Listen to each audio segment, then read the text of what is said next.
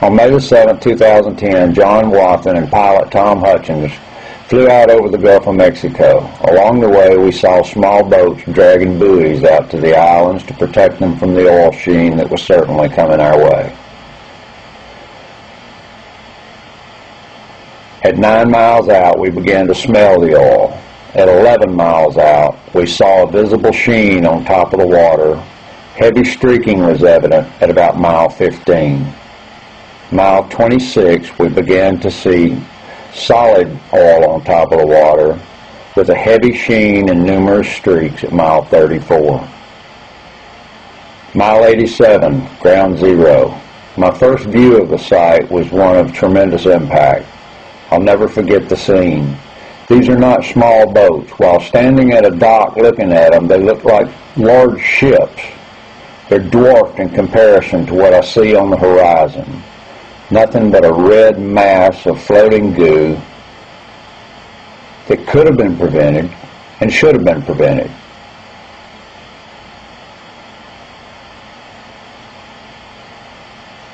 I was horrified when I looked and saw how many boats there were on the horizon that didn't seem to be doing anything at all that was effective.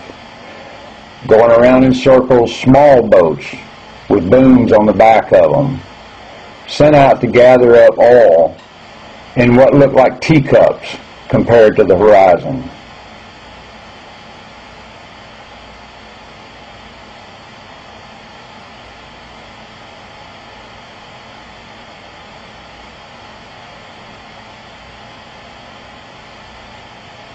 We counted 30 boats in the pictures, all floating around while this stuff was headed for shore. Nobody seemed to be able to do anything about it. For the first time in my environmental career, I find myself using the words hopeless.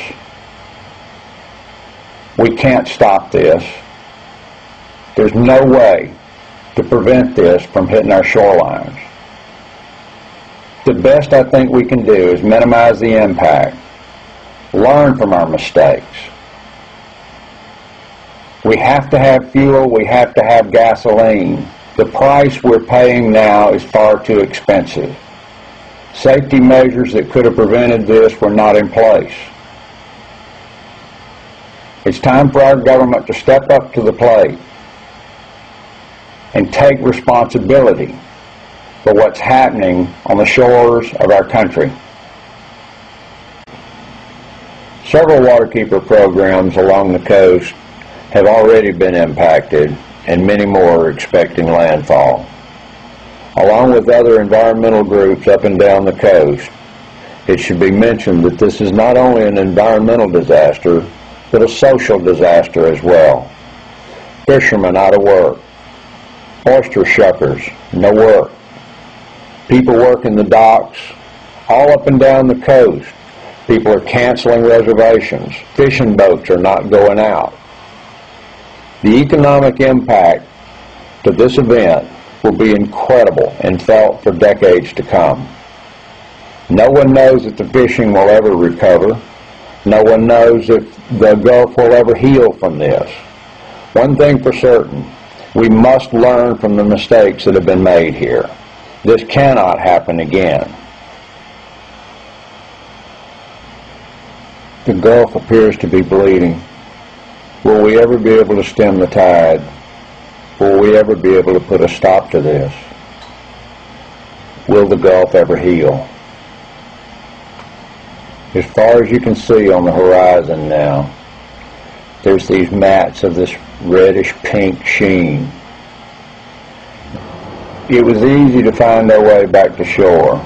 All we had to do was follow the red. There was a perfect line of it leading from the rig toward the shoreline. Here, right off Ship Island and Horn Island, we found sheen behind the islands and in the Sound.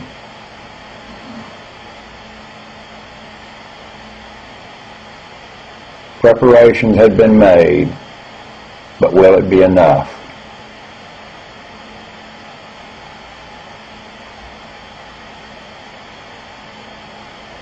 Dauphin Island in Alabama, we saw sheen coming ashore at the far end of the island.